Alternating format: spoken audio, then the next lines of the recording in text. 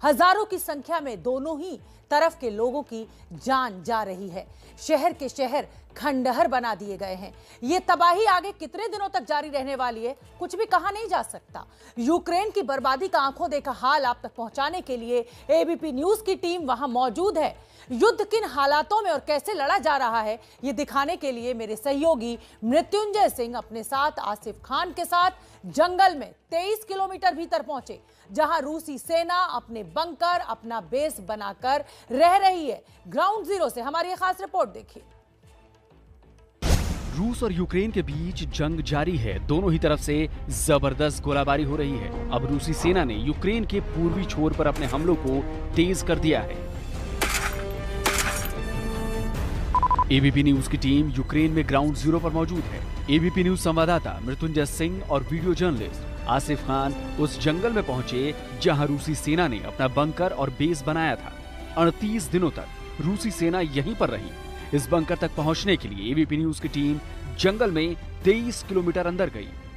एक जंगल में हम हैं जहां पर रूस की सेना ने अपने बंकर बनाए हुए थे और यहां से यूक्रेनी सेना पर हमला किया था और जगह जगह रूस की सेना के बंकर आपको नजर आएंगे जंगल के बीच में। एबीपी न्यूज की टीम यूक्रेन में है और हम उस बंकर में पहुंचे हुए हैं जहां पर रूस की सेना थी। और ये देखिए, यहाँ पर रूस की सेना ने यहाँ अपना हथियार सेटअप किया हुआ था और इन जगहों पर बैठकर रूस की सेना ने यहाँ पर फायरिंग की थी। जंगल में लड़ाई लड़ी जा रही थी। जिस बंकर में हम हैं, हमने यहाँ पर इजाज़त लिया हुआ है। यूक्रेन की सेना ने हमें परमिशन दिया हुआ है क्योंकि इस जगह से एंटी माइनिंग का काम हो चुका है। यानी जब सेना पीछे हटती है तो वहाँ माइंस बिछा देते हैं ताकि बाद में जो सेना आए वो घायल हो जाए और ब्लास्ट हो जाए तो उसमें उन्हें नुकसान हो जाए। लेकिन यहाँ एंटी माइनिंग हो चुका है क्योंकि उन्होंने हमें बताया कि किस किस क्षेत्र में आप रिपोर्टिंग करिए और इसलिए हम यहाँ तक पहुँच पाए हैं। रूसी और यूक्रेनी सेनाओं के बीच कितनी भयानक जंग यहाँ हुई थी, उसका अंदाजा आपको यहाँ की तस्वीरें देखकर लग जाएगा। जगह जगह मौजूद गड्ढे बता रहे हैं कि यहाँ पर मोर्टार के गोले गिरे थे। जबरदस्त लड़ाई हुई थी। जब यहाँ बंकरों में लड़ाई हो रही थी तो यहाँ पर भी मिसाइल अटैक हुए हैं। जहाँ जहाँ मिसाइल अटैक हुए हैं, जहाँ जहाँ मोर्टार गिरे हुए हैं, वहाँ इस तरह से बड़े बड़े गड्ढे हो गए हैं। ये रूस की सेना का बंकर, जहाँ पर फिलहाल अब सेना पीछे हट गई है और ये तस्वीरें आपको दिखाते हैं। देखिए बंकर किस प्रकार से यहाँ पर है और यहाँ से सेना ने पोजीशन लिया हुआ था। इस जगह से फायरिंग करने का रेंज बनाकर बीच में जंगल के बीच से एक रास्ता गुजरता है। अगर टैंक जाते हैं तो वहाँ निशाना साधा जाता है। और कैमरामैन आसिफ, अगर आप सुरक्षित यहाँ आ सकें तो मैं आपको दिखाऊं कि ये देखिए बंकर के अंदर रहने की जगह है।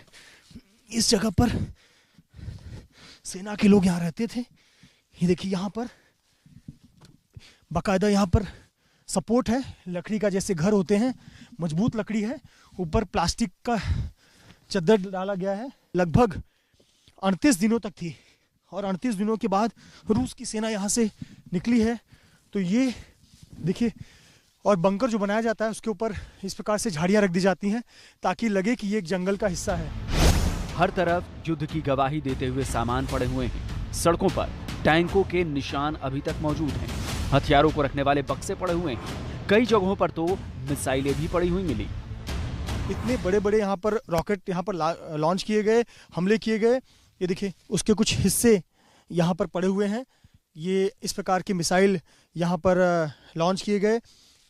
दोनों सेनाओं के बीच में यहाँ पर जमकर बमबारी हुई, युद्ध हुआ और इसी की वजह से यहाँ पर काफ़ी ज़्यादा नुकसान हुआ। और जंगल से गुजरने वाला जो इलेक्ट्रिसिटी का सप्लाई था, जो कि बड़े शहरों की ओर जाता था, बूचा की तरफ, बोरोदियांका की तरफ, कीव की तरफ, वो सब यहाँ पर नष्ट हो गया। ये देखिए एक आपको निशान नज़र आएगा, ये टैंकों के और जो मिलिट्री व्हीकल के टायर होते हैं उसके निशान है। तो इससे आप समझिए कि ये जंगल के रास्ते किस प्रकार की लड़ाई लड़ी गई, जंगल के रास्ते कितनी भयावह स्थिति बनी थी।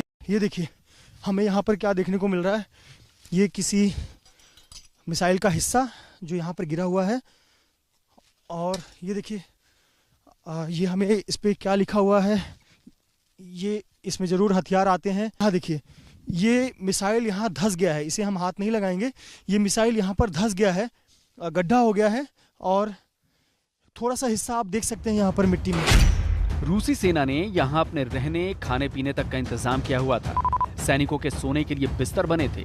ठंड से बचने के भी सारे इंतजाम रूसी सेना की तरफ से किए गए थे। कि रूस की सेना लगभग 40 दिनों तक थी। 40 दिनों तक रहने के लिए उन्होंने अपनी पूरा इंतजाम किया हुआ था। खाने पीने की चीजें हैं यहाँ, जगह जगह देखिए, यहाँ आपको सब कुछ मिलेगा। ये देखिए, ये खाने की चीजें, यहाँ जैम है, सब कुछ, पानी का बोतल है, ये कुछ खाने की चीज लग रही है। यहाँ मोमबत्ती भी यहाँ पर है, छोटा सा बर्तन है, और ये पूरे खाने पीने के पैकेट्स यहाँ पर फैले हुए हैं।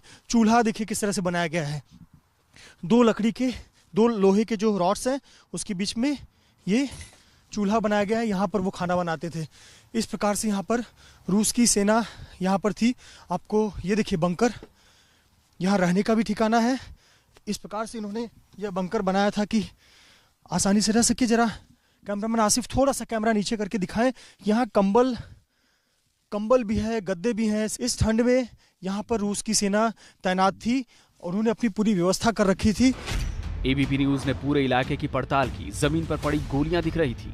रूसी सैनिकों के जूते, कपड़े और जैकेट भी यहाँ दिखे, जो शायद छोड़कर चले गए होंगे, या फिर ये उन सैनिकों की होगी जिन्होंने अपनी जान गंवा दी होगी। कोई एक दिलचस्प तस्वीर दिखाते हैं। देखिए, हमले में गोलीबारी भी हुई थी। एक गोली देखिए यहाँ लगी हुई है। इस गोली को देखिए, लकड़ी का ये गत्ता है, टुकड़ा है, और उसमें ये गोली आकर धसी हुई है और उस पर कुछ संदेश लिखा हुआ है। ये हमें भाषा समझ में नहीं आती।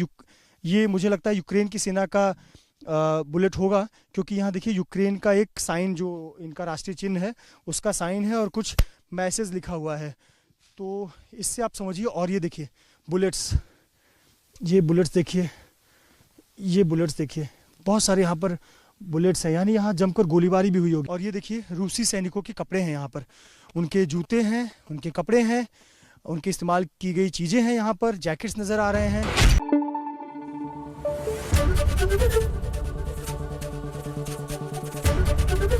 एबीपी न्यूज आपको रखे आगे।